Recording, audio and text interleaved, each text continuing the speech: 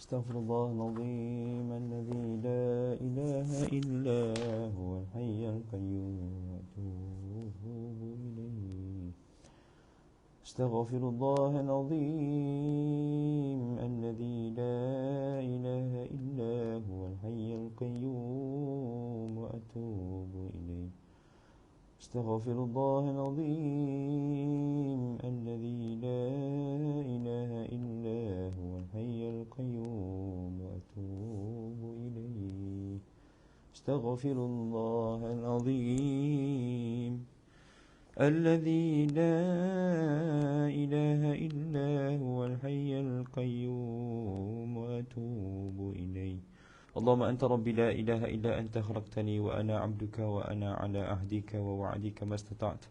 أعوذ بك من شر ما صنعت. أبوء لك بنعمتك علي وأبوء بذنبي فاغفر لي فإنه لا يغفر الذنوب إلا أنت.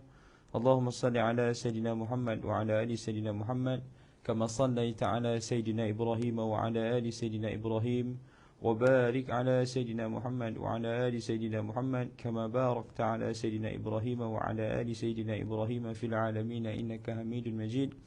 اللهم أنت ربي لا إله إلا أنت خلقتني وأنا عبدك وأنا على عهدك ووعدك ما استطعت.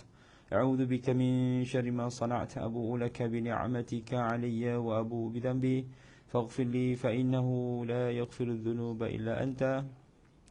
Assalamualaikum warahmatullahi wabarakatuh. Kita mulakan pertemuan pada pagi yang berbahagia ini dengan membaca umul kitab Al-Fatihah. A'udzu billahi minasy syaithanir rajim. Bismillahirrahmanirrahim. Alhamdulillahi rabbil alamin. Ar-Rahmanir Rahim. مالك يوم الدين. إياك نعبد وإياك نستعين. اهدنا الصراط المستقيم. صراط الذين أنعمت عليهم غير المغضوب عليهم ولا الضالين. آمين. إن الحمد لله نحمده ونستعينه ونستهديه ونستغفره ونعوذ بالله من شرور أنفسنا ومن سيئات أعمالنا. من يهده الله فلا مضل له ومن يضلل فلا هادي له. أشهد أن لا إله إلا الله وحده لا شريك له وأشهد أن سيدنا محمدا عبده ورسوله. سبحانك لا علم لنا إلا ما علمتنا إنك أنت العليم الحكيم. قال رب اشرح لي صدري ويسر لي أمري واحلل عقدة من لساني يفقهوا قولي أما بعد. Tuan-tuan perempuan, muslimin muslimat sidang penonton yang dirahmati Allah Subhanahu wa taala sekalian. Pertama dan selamanya kita merafakkan syukur pada Allah Subhanahu wa taala kerana diberikan peluang dan kesempatan untuk bertemu pada pagi yang berbahagia pada hari ini. Mudah-mudahan Allah taala merahmati, memberkati insya-Allah. Selawat dan salam atas Nabi kita Nabi Muhammad sallallahu alaihi wasallam. Allahumma salli ala sayyidina Muhammad wa ala alihi wa sahbihi wa baraka wasallam. Ahli keluarga baginda dan para sahabat, para tabi'in, tabi'in. Dan doa berpanjangan buat seluruh kaum muslimin yang berada di Syria, di Palestin, di Kashmir, di Xinjiang, di seluruh dunia agar diberikan kekuatan insya-Allah. Dan kita juga berdoa kepada Allah Subhanahu wa taala dalam suasana kita menempuh ujian agar kita semua terus diberikan kekuatan oleh Allah Subhanahu wa taala insya-Allah. Mewakili barisan AJK Surau An-Nur Fasa 3A Bandar Seremban Selatan mengalu-alukan kedatangan tuan-tuan perempuan ke Facebook surau. Dan surau juga mengalu-alukan sumbangan tuan-tuan perempuan kepada dana pengoperasian surau, khususnya untuk menaja kuliah-kuliah agama yang sedang beroperasi di surau. Dan sebarang sumbangan boleh disalurkan ke 05012010053038 Bank Islam. Apapun juga, hidup kita ni tuan-tuan perempuan adalah untuk menuju ke hari akhirat, untuk membina saham akhirat, membina mahligai di dalam syurga. Man bana masjidan banallahu lahu baitan fil jannah. Barang siapa yang membangunkan rumah Allah di dunia, maka Allah Ta'ala akan bangunkan baginya sebuah mahligai di dalam syurga. Maka ayuh sama-sama kita bersama dengan AJK Surau untuk membangunkan dana surau, termasuk jugalah membangunkan masjid dan surau ini dengan mengimarahkan surau dan masjid insya-Allah.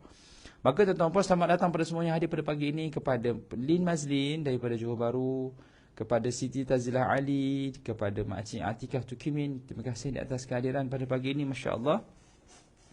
Maka kita menyambung bacaan kitab wasiat Imam Al-Ghazali dalam kitab Minhajul Abidin. Minhajul Abidin. Siapa yang ada kitab boleh buka kitab. Siapa yang tak ada kitab boleh sama-sama dengan bacaan dengan saya, insya-Allah. Yang mana kita sampai kepada peringkat rintangan, iaitu hati.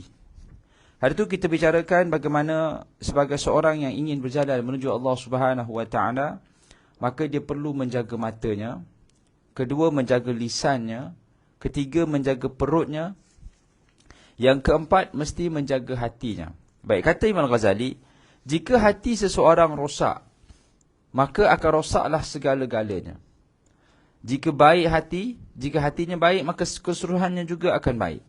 Ini kerana hati diibaratkan sebagai sepohon pokok dan sebahagian lain pula diibaratkan sebagai dahan pokok. Hati manusia ni umpama pokok yang bertunjang ke dalam bumi. Maka akan ada dahan-dahannya.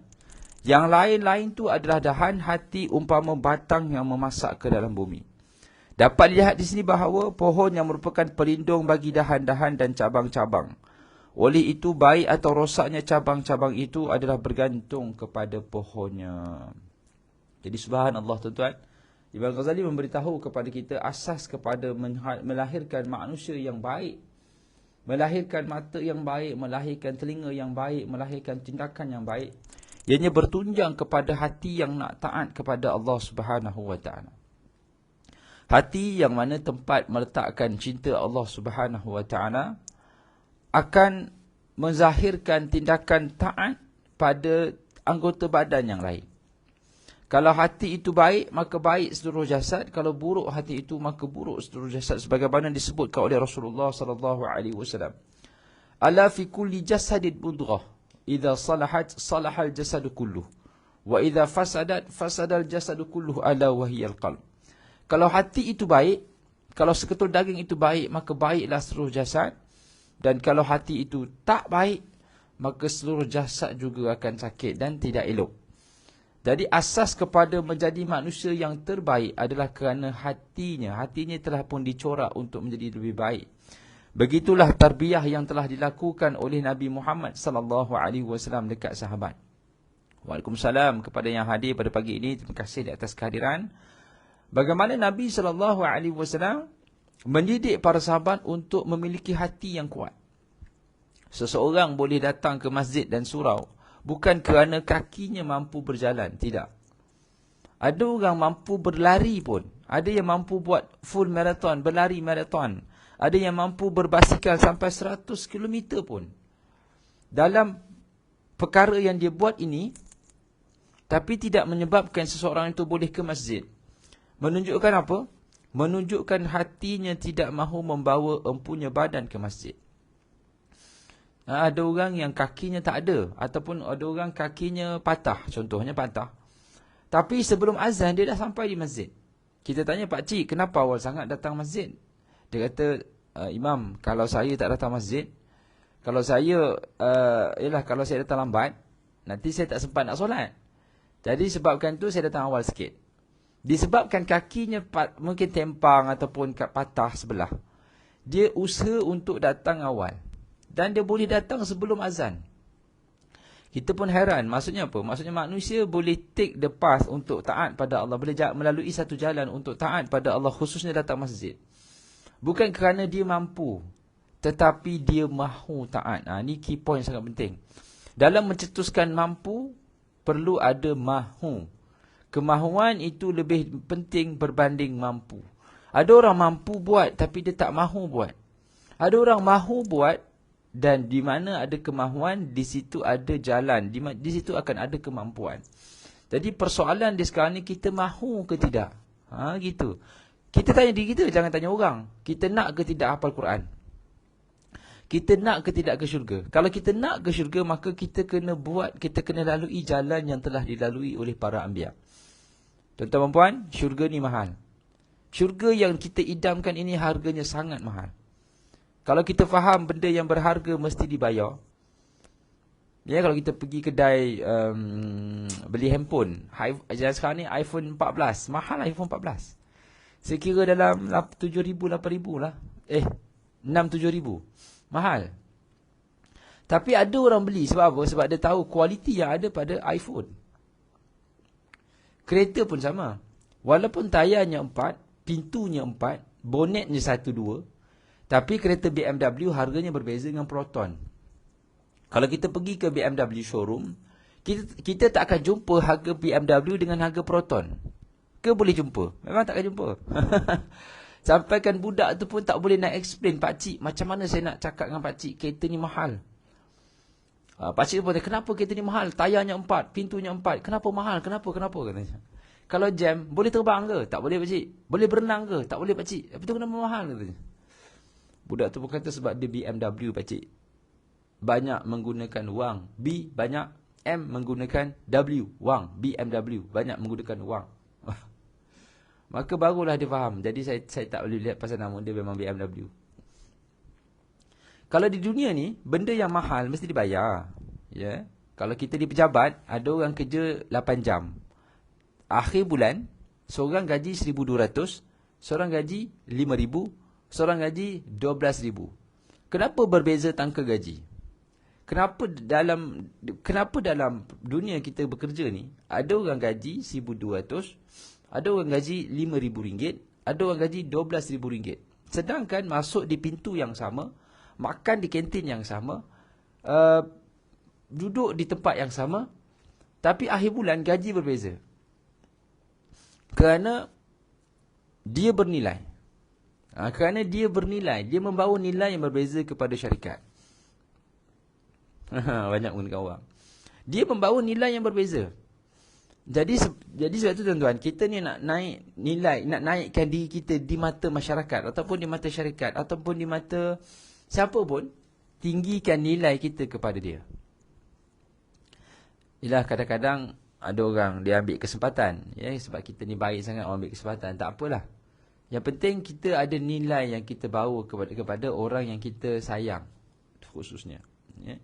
Kalau kita sayang pada keluarga, kita do extra. Sebab apa? Sebab dia keluarga. Kita jadi anak yang berguna, anak yang bermanfaat.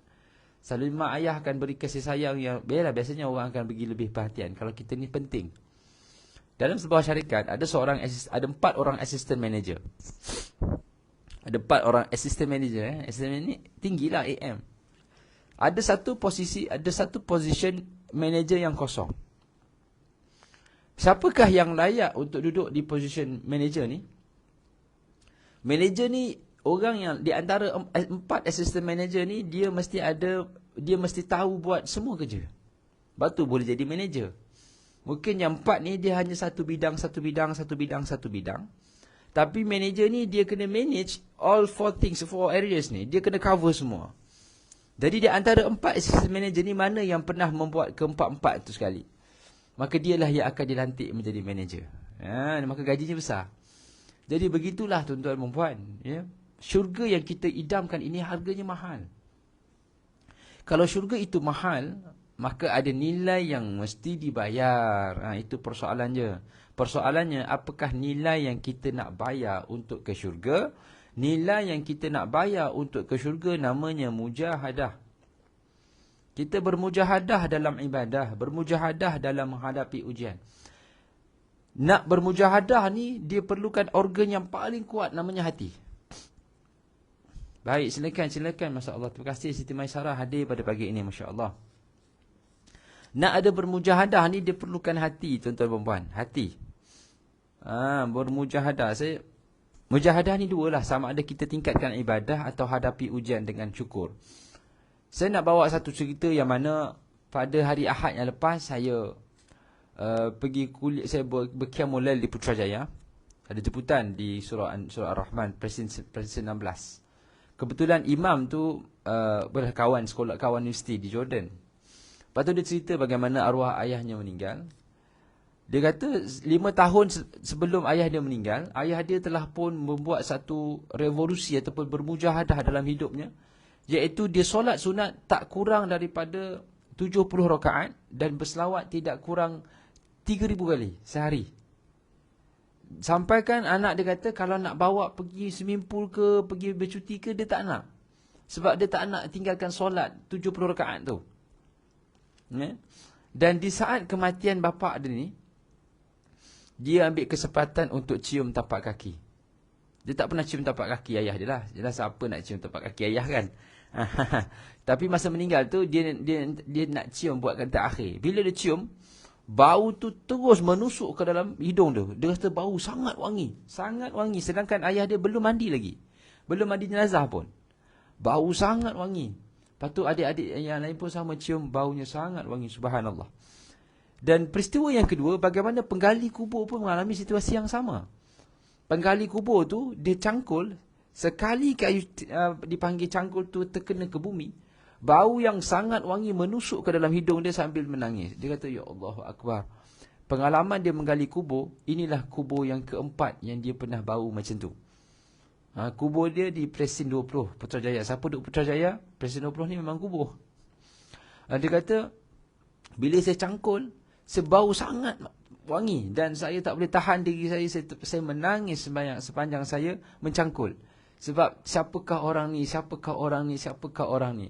Allah Ta'ala pilih dia, penggali kubur ni. Dia kata Allah pilih aku untuk menggali kubur orang yang hebat ni. Siapakah dia, siapakah dia. Pengalaman dia pernah mencangkul bau ni tiga kali. Jadi itu kali keempat lah. Kali keempat dia mendapat bau yang sangat wangi masa dia gali kubur. Lepas tu masa dia nak bawa van jenazah tu, dia tanyalah kepada orang yang duduk escort sebelah tu. Cakap, Dek, siapa yang meninggal ni, Dek? Mereka, adik kepada kawan saya cakap, itu adalah ayah saya.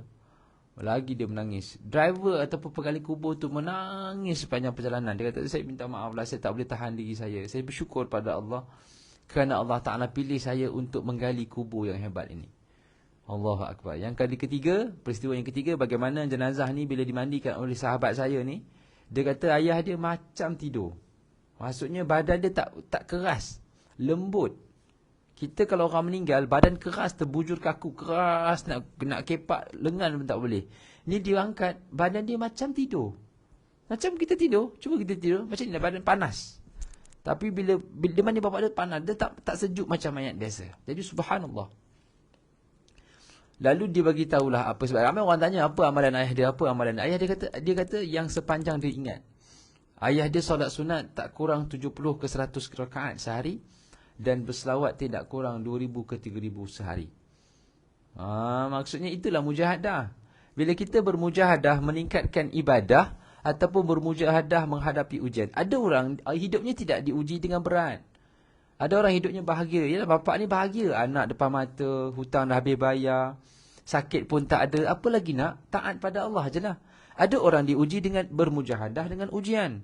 Sakit, dipanggil kematian, apa lagi, hutang, kerja siang malam pagi petang untuk bayar hutang je. Ada, itu mujahadah menghadapi ujian. Ada satu lagi mujahadah, iaitu tingkatkan ibadah. Yang bapak ni tadi, arwah ni tadi, dia tingkatkan ibadah. Sebab dia tahu nikmat terlalu banyak. Jadi dia tidak adil untuk dia tidak melakukan apa-apa. Sebab apa? Sebab para Nabi menghadapi ujian yang sangat getir untuk membayar syurga. Dia khawatir tidak mampu membayar syurga. Macam mana nak ke syurga kalau hanya diberikan nikmat tanpa bersyukur? Maka dia pilih untuk melakukan ibadah. Dan subhanallah. Dan dia pesan. Dia kata, entah kalau berceramah di mana-mana, pesan ni. Ini antara amalan ayah Hana lah. Yang mana kalau siapa-siapa yang nak mengambil pengajaran, boleh sangat ambil. Sebab Allah Maha Kaya dan Allah tidak pernah memungkiri janjinya. Innaka la tukhliful mi'ad. Allah tidak akan memungkiri janjinya buat hamba-hambanya yang taat. Ayah dia tak sakiti orang, tak ada nak buat buruk dengan orang, tak ada. 5 tahun sebelum dia meninggal, dia sangat baik. Jadi boleh melalui jalan ni. Bagi siapa yang memilih jalan ni, memang itu dipanggil track record dia. Dalam hidup kita ni tuan-tuan dan puan, nak tahu siapa orang baik, tanya penggali kubur. Penggali kubur akan tahu siapa yang meninggal. Dia akan tahu macam mana cara meninggal tu. Dan dia akan tanya, siapa meninggal? Kita pun tanya, kenapa bang? Kubur dia senang, saya cangkul. Dia rasa bau tu semerbak keluar. Nampak? Penggali kubur akan bau ni. Bau ni yang mahal ni. Sebab tu selalu kena tanya penggali kubur. Abang, pengalaman abang menggali kubur, siapa yang paling wangi? Adalah beberapa kubur yang saya bau wangi. Penggali kubur ni dia nampak real scene, real scenario bagaimana jenazah itu diberikan nikmat oleh Allah Subhanahu Wa Taala. Tapi tidak dinafikan ada kubur yang mendapat azab. Bau cangkul, bau dia, ya Allahu Akbar. Dia kata memang saya tak boleh nak cangkul lagi tu Ustaz. Bau dia sangat busuk. Pergi cari penggali kubur, tanya, buat wawancara, buat interview. Kalau ada seminar-seminar hati legir kan, panggil penggali kubur. Baik. Maka kita sambung bacaan kita sikit insya-Allah. Demikian jugalah keadaan hati. Hati adalah raja bagi segala anggota tubuh yang lain. Jika rajanya baik, rakyatnya akan turut baik. Dan apabila rajanya rosak, maka rakyatnya juga turut rosak. Yang dengan demikian, mata, lisan, perut, tangan, kaki, nafsu akan menjadi baik. Dan semuanya itu ada cerminan hati. Ada berapa anggota badan yang akan mendapat cerminan hati ni? 7. Hati ni raja, dia ada 7 anggota yang dia nak kawal. Apa dia? Mata, telinga, mulut, tangan, kaki, perut, nafsu. Perut, akal. Nafsu tu kira hati lah. Ada 7. Mata, mulut, telinga. 3, panca indera. Tangan, kaki, perut, kepala. Ni akal, cara berfikir. Itu adalah anggota yang dikawal oleh hati. Hati akan menerjemahkan apa yang di dalamnya kepada 7 anggota ni. Mata, melihat benda baik. Melihat benda maksiat, dia kalih. Telinga, dengar benda baik. Dengar benda umpatan, dia kalih. Mulut, banyak istighfar dan memuji Allah. Tidak akan menggembar-gemburkan aib orang. Tangan, menunaikan tanggungjawab. Ni maksudnya ada tanggungjawab dia tunaikan. Dia bertanggungjawab. Dia tidak dipanggil pegang jawatan pandai tapi tak nak kerja. Tak ada. Kaki boleh bergerak ke tempat-tempat yang baik. Perut hanya berselera makan yang halal. Makannya pun kurang, tak makan banyak. Akal, cara fikirnya taat kepada Allah Subhanahu Wa Taala. Masya-Allah. Masya-Allah. Tahniah, terima kasih kepada Siti Maisarah. Sesiapa yang amalkan selawat Fatih 11 kali sehari, insya-Allah akan terasa kemanisannya. Kita minta Siti Maisarah atau sesiapa tolong tulis skrip selawat Fatih itu untuk kita sama-sama boleh baca dan kita boleh print screen untuk dibacakan. Mana tahu hari ni seramai 63 orang ni dapat baca 11 kali. Besar manfaatnya insya-Allah. Baik. Maka kata Imam Ghazali, jika kita sedar bahawa terdapat kerosakan atau kefasadan pada mata, perut dan sebagainya, ini berarti bahawa hati juga terdapat kerosakan atau kefasadan. Jadi kalau anggota badan kita ni rosak ataupun nampak kesan, nampak mata tak boleh nak kawal benda maksiat, asyik tengok orang. Kan kadang-kadang kat TikTok ni bahaya juga. TikTok ke Instagram ke dekat Facebook, kadang-kadang dia keluar video-video yang kita tak tahu kenapa video-video tu makin teruk keluar. Soalnya dia kata dia ikut algoritma. Algoritma tu kalau kita search kat Google, maka dia akan appear dekat kita punya video-video semua adalah apa yang kita cari dekat Google tu, yang sama. Jadi kalau kita cari benda-benda ilmiah ataupun benda-benda yang bermanfaat, ialah kadang-kadang benda bermanfaat tu benda yang untuk kita study dan belajar, tiba-tiba keluar benda-benda yang tak sepatutnya dekat video. Jadi memang sangat bahaya untuk mereka yang cuba menjaga mata. Dan subhanallah, ya, kadang-kadang tangan kita ni nak swipe ke atas tu dah. Swipe itu yang bahaya. Swipe tak boleh nak habis. Quran tak baca lagi tapi dikira swipe je ke atas. Masya-Allah. Baik, insya-Allah Jumaat subuh insya-Allah bersama Ustaz Roslan Muhammad, jemput tuan-tuan dan puan untuk hadir untuk ikuti bersama kuliah pada Ustaz Roslan insya-Allah pada hari Ahad insya-Allah. Allahumma salli ala sayyidina Muhammad wa Jumaat insya-Allah. Allahumma salli ala Muhammad wa ala alihi wasallam. Oleh itu kata Imam Ghazali, perhatikanlah hati kamu, lurus dan perbaikilah ia agar segala-galanya akan menjadi baik. Memang segala urusan yang berkaitan dengan hati merupakan masalah yang pelik, halus dan rumit kerana hati berada pada pelbagai lintasan yang datangnya daripada luar. Sedangkan kehadiran lintasan tersebut adalah luar bidang kuasa dan kemahuan kita. Hati ni dia banyak lintasan. Dan lintasan tu kadang-kadang lintasan yang pelik-pelik. Maka minta pada Allah Ta'ala agar kita dipelihara daripada sebarang bentuk lintasan yang tak mampu kita kawal. Allahumma salli ala Sayyidina Muhammad wa ala alihi wa sahbihi wa barak wa salam. Allahumma salli ala Sayyidina Muhammad wa ala ali Sayyidina Muhammad kama sallaita ala Sayyidina Ibrahim wa ala ali Sayyidina Ibrahim. وبارك على سيدنا محمد وعلى سيدنا محمد كما باركت على سيدنا إبراهيم وعلى آل سيدنا إبراهيم في العالمين إنك حميد مجيد. Baik. Abu Yazid Al-Bustami mengatakan, aku mengobati dan memperbaiki hati selama 10 tahun. Demikian juga lisan dan nafsuku 10 tahun juga aku memperbaikinya. Di antara ketiga-tiganya, hatilah yang paling sukar untuk dibaiki. Oleh kerana itu, ambil dan amalkanlah ilmu ini. Baik. Nak menjaga hati ni tuan-tuan dan puan, dia adalah komitmen sepanjang hayat. Tolong tulis, menjaga hati ini adalah komitmen sepanjang hayat. Kita ingatkan berkahwin je komitmen sepanjang hayat. Tak. Hati ini adalah komitmen sepanjang hayat. Hidup kita di atas muka bumi ini adalah untuk bermujahadah, berjuang, berlawan dengan nafsu. Yang mana kita kena ada inner strength, kekuatan dalaman datangnya daripada hati. Maka kata Abu Yazid Al-Bustami, dia telah menjadikan rawatan hati ni selama 10 tahun. Itu orang alim tuan-tuan. Kita ni tak berapa nak alim, tak tahulah berapa lama kita perlukan proses untuk menjaga hati. Dan meletakkanlah menjaga hati ini sebagai amalan berterusan. Baik, macam mana nak jaga hati? Dalam kitab Allahumma salli ala Sayyidina Muhammad wa ala alihi wasallam, Abu Layth As-Samarqand dalam kitabnya Tanbihul Ghafilin mengatakan, ada beberapa kaedah nak jaga hati. Yang pertama, mesti jaga makan dan minum daripada sumber yang halal. Itu tak boleh nak lari dah. Makan minum mesti halal. Kalau makan minum daripada sumber yang haram, rosak. Bagaimana Ashabul Kahfi, mereka dapat bantuan tidur selama 309 tahun. Salah satu asbab mereka dapat bantuan adalah mereka menjaga makan dan minum daripada sumber yang halal. Orang yang jaga makan minum daripada sumber yang halal, hatinya dekat, hatinya lembut, dekat dengan Allah Subhanahu Wa Taala. Ashabul Kahfi dia bangun tidur, lepas tu dia suruh cari makanan yang paling baik. Dan Nabi SAW juga menyebut dalam sebuah hadis bagaimana seorang lelaki berdoa pada Allah Ta'ala, Ya Rab, Ya Rab. Dan dia musafir. Orang musafir ni tak sepatutnya doanya tertolak. Tetapi doa orang ni tertolak kerana apa? Kerana makanannya haram, pakaiannya haram, rezekinya haram. Macam mana Allah Ta'ala nak kabulkan? Jadi asbab untuk mendapat dipanggil hati yang kuat, dekat dengan Allah Subhanahu Wa Taala, adalah hati yang ataupun mulut ataupun menjaga makan dan minum dari sumber yang halal. Satu. Yang kedua, untuk selalu berdampingan dengan orang yang baik-baik. Kita kena duduk dengan orang yang baik-baik. Orang yang baik-baik ni maksudnya yang baiklah, baik akhlaknya.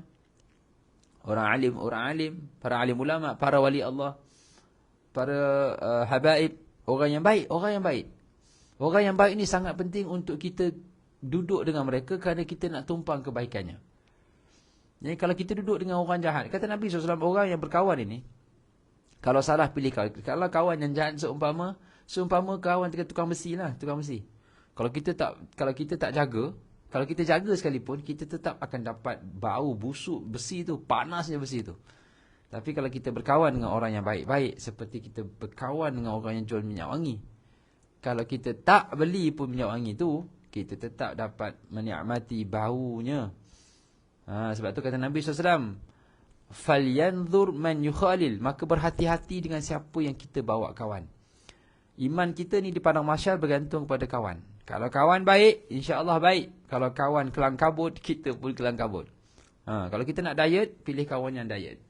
Kalau kita nak taat, pilih kawan yang taat. Kalau kita nak baca Quran, pilih kawan yang selalu nak baca Quran.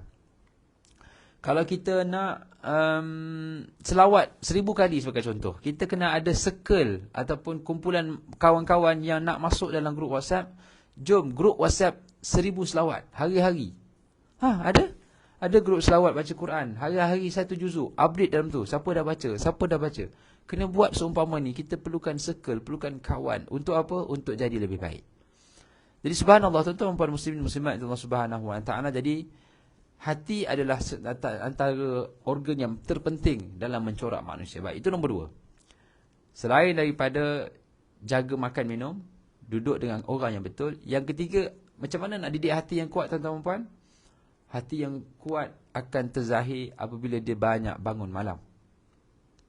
Dia banyak bangun malam untuk apa? Bukan bangun malam tengok bola. Orang tengok bangun malam, bangunlah juga tapi tengok bola. Tak. Bangun malam untuk bercakap dengan Allah. CDA, cakap dengan Allah.